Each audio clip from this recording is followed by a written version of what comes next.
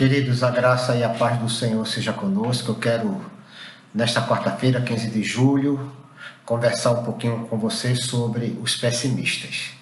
Quando eu lembro dos pessimistas, imediatamente lembro também de Jonas.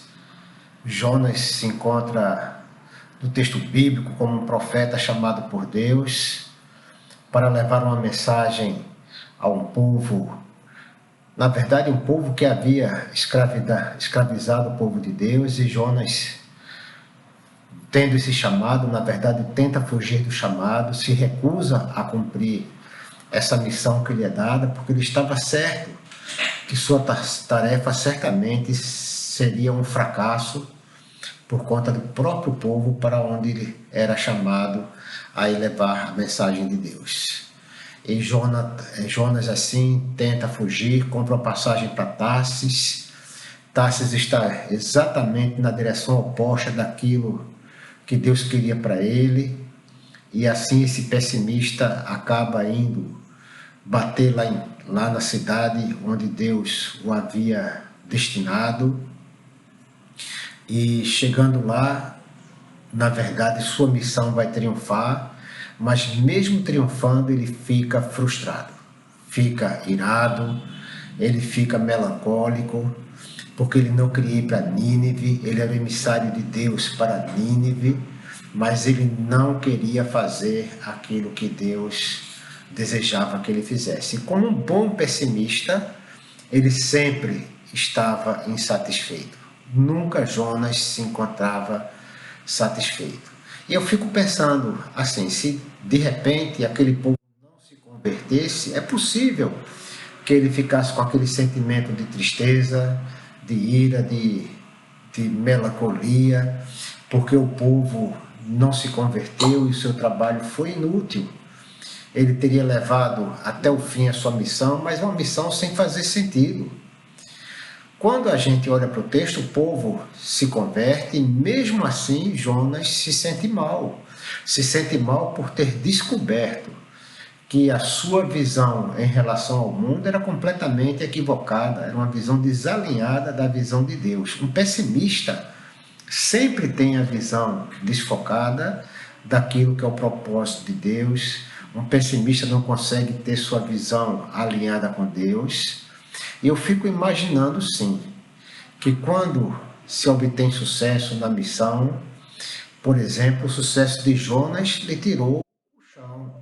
Ele sentiu-se profundamente afetado e preferiu até morrer por conta disso. E 2 vezes ele declara a Deus esse desejo de morrer. E sabe o que acontece? Nós, quando olhamos para isso, da mesma forma como Elias, ele vendo o que ocorre e na sua melancolia por conta do seu pessimismo, ele acaba entrando em depressão. E assim é um pessimista, ele sempre arranja uma desculpa, sempre arranja um motivo, ele sempre arruma alguma coisa para que ele possa explicar por que se sente mal. Elias foi parar numa caverna para não ver ninguém.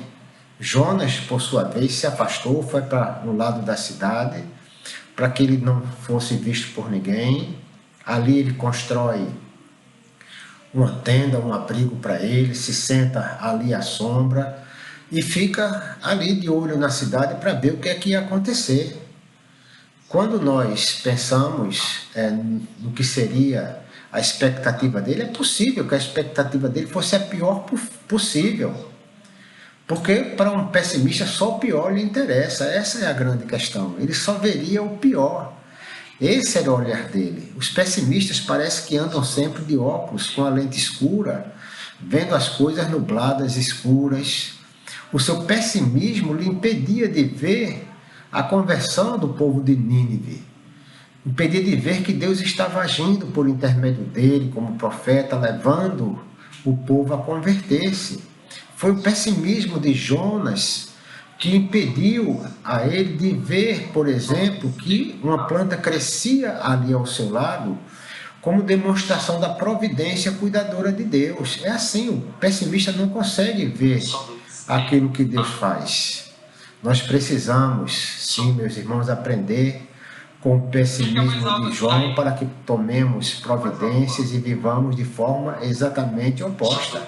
Nosso Deus é um Deus otimista, profundamente otimista, porque Ele nos cria, nos vê desviar-se do seu propósito, mas ainda assim nosso Deus é otimista, Ele vai em busca do seu povo, Ele deseja que nós sejamos resgatados. Então que nós aproveitemos a história de Jonas para que nunca sejamos pessoas que veem a vida com lentes escuras, mas que olhemos a vida com o olhar de Deus, sendo otimistas e jamais pessimistas. Que sejamos realistas, mas ao mesmo tempo otimistas. Que assim o Senhor nos abençoe.